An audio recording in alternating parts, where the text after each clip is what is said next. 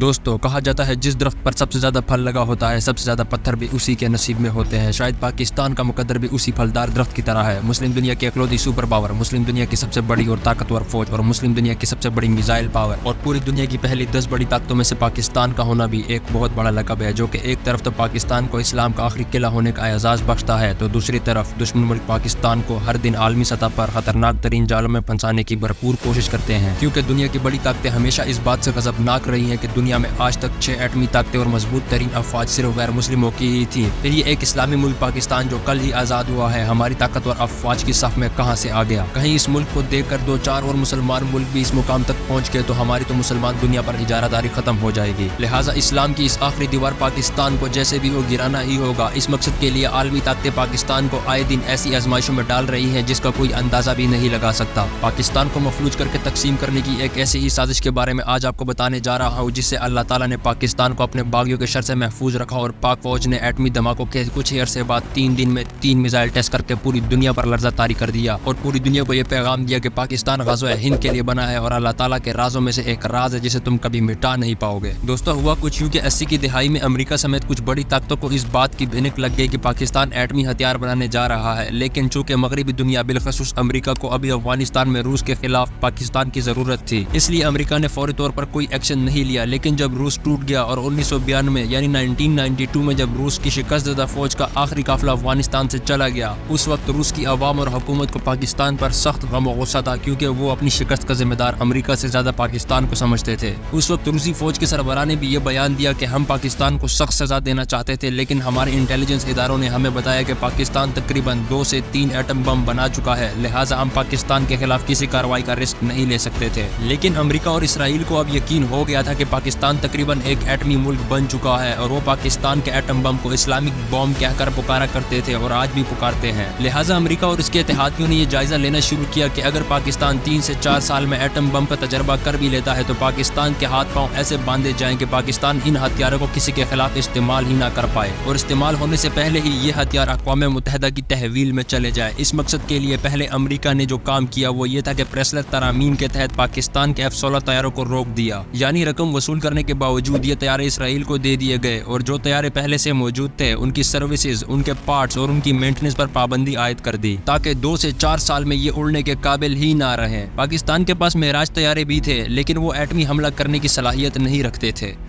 دوسرا کام امریکہ نے یہ کیا کہ اقوام متحدہ میں میزائل ٹیکنالوجی دوسرے ملکوں کو فروخت یا ٹرانسفر پر سخت قرارداد منظور کروائی، کیونکہ پاکستان اگر ایٹمی ہتھیاروں کو ہدف پر پہنچانے کے لیے جنگی طیاروں کی جگہ میزائل کا استعمال کرے تو وہ راستہ بھی بند ہو جائے، اور اگر پاکستان چین سے کوئی میزائل حاصل کرنے کی کوشش کرے تو وہ بھی نہ کر پائے۔ 90 کی دہائی میں چین بھی اتنا مضبوط نہیں تھا کہ امریکہ اور بڑی طاقتوں کے حکم کو پھلانگ سکے، لیکن چین اور شمالی کوریا کا اللہ بھلا کرے جنہوں نے بے نظیر بھٹو کے دور میں میزائل ٹیکنالوجی میں پاکستان کی چھپ کر مدد کی۔ اب تیسرا اور آخری کام یہ تھا کہ بھارت، جس کے پاس اس وقت بھی ایسے میزائل موجود تھے جو 90% پاکستان کو آسانی سے نشانہ بنا سکتے تھے اور وہ ایٹمی طاقت بھی بن چکا تھا، اس کو پاکستان کے ساتھ ایک محدود جنگ پر اکسایا جائے تاکہ اقوام متحدہ کی امن افواج کو پاکستان میں داخلے اور ایٹمی ہتھیاروں کو اپنی تحویل میں لینے کا جواز پیدا ہو سکے۔ 1998 میں ایٹمی دھماکے کرنے کے بعد جب پاکستان پر پابندیوں کی بارش ہو جاتی ہے تو سعودی عرب، ایران، ترکی اور دیگر اسلامی ملکوں نے پاکستان کا ان پابندیوں میں بھرپور ساتھ دیا، لیکن کمزور فضائی افواج اور میزائل طاقت کے حوالے سے وہ بھی پاکستان کے لیے فکر مند تھے۔ اور اب یہ کھیل اپنے آخری مرحلے میں داخل ہوا جاتا ہے۔ واجپئی کے دور حکومت میں بھارتی پارلیمنٹ پر حملہ کروایا جاتا ہے جس کا ذمہ دار پاکستان کو بنا کر بھارتی وزیر اعظم 7 لاکھ سے زائد میزائلوں سے لیس فوج کو پاکستان کی سرحد پر کھڑا کر دیتا ہے، اور امریکہ سمیت عالمی طاقتوں کا یہ بھرم ہوتا ہے کہ پاکستان کی فوج جتنی مرضی بہادر ہو وہ بھارت کی فوج سے تعداد میں آدھی ہے اور اس کی فضائیہ بھی اس وقت کمزور پوزیشن میں ہے۔ لہٰذا اگر بھارت پاک فوج سے سرحد پر شکست بھی کھا گیا تب بھی پاکستان کے سبھی بڑے شہر بھارتی میزائلوں کی زد میں ہیں، جبکہ جواب میں پاکستان بھارت کے اندر کسی بھی بڑے شہر کو نشانہ نہیں بنا پائے گا اور بہت جلد بھارت کے سامنے پاکستانی فوج گھٹنے ٹیک دے گی اور ہار مان جائے گی، اور اگر بھارت یہ منصوبہ پایا تکمیل تک نہ بھی پہنچا پایا تو بھی 9/11 کے بعد افغانستان میں موجود امریکی فوجیں پاکستان میں آسانی سے داخل ہو جائیں گی اور اس ناپاک مشن کو آسانی سے مکمل کر لیں گی۔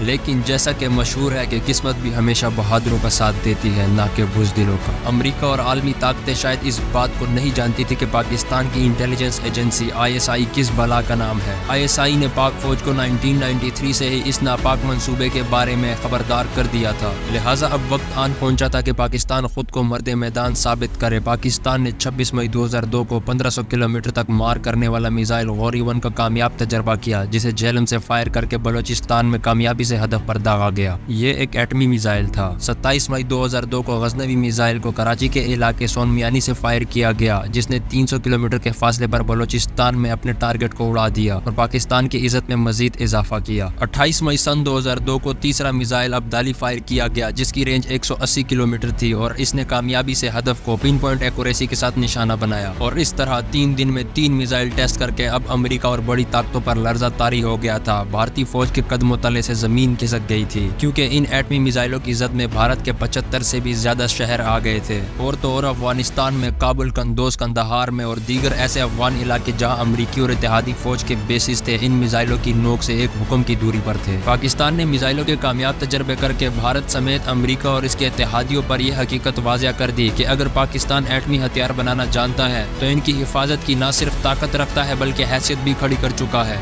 पूरे अफगानिस्तान में अमरीकी और इत्तेहादी फौजी बेसिस और अड्डे और 75% भारत अब पाकिस्तानी मिसाइलों की नोक से चंद लम्हों के फासले पर था। गौरी-1 मिसाइल ने सिर्फ 8 मिनट और 32 सेकंड के मुख्तसर अरसे में अपने हदफ को फना किया था। इसलिए अफगानिस्तान में मौजूद तकरीबन सभी अमरीकी अड्डे और भारत के तकरीबन 52 बड़े शहर पाकिस्तानी सरहद से औसतन 300 से 1100 किलोमीटर के फासले पर थे। लिहाजा अमरीका और भारत ये जान चुके थे कि पाकिस्तान तकरीबन 4 से 6 मिनट में एक भयानक कार्रवाई करने की ताकत खड़ी कर चुका है और भारत के पास तो कोई एंटी मिसाइल सिस्टम भी नहीं था। लिहाजा उस वक्त के अमरीकी वजीर दिफा डोनाल्ड रम्सफील्ड ने हंगामी तौर पर पाकिस्तान का दौरा किया और उस वक्त के पाकिस्तानी सरबराह जनरल परवेज मुशर्रफ से मुलाकात की और उसके फौरन बाद भारत का दौरा किया, जिसके बाद भारत ने उसी वक्त अपनी फौज को सरहद से वापस बुला लिया। और इस तरह पाकिस्तान ने दुनिया को एक बार फिर सबूत दिया और यकीन दिलाया कि अल्लाह ताला के हबीब हजरत मोहम्मद सल्लल्लाहु अलैहि वसल्लम के फरमान और पेश गोई के मुताबिक ग़ज़वा हिंद को अपने इंजाम तक पहुंचाने वाली सल्तनत कोई और नहीं बल्कि यही पाकिस्तान है।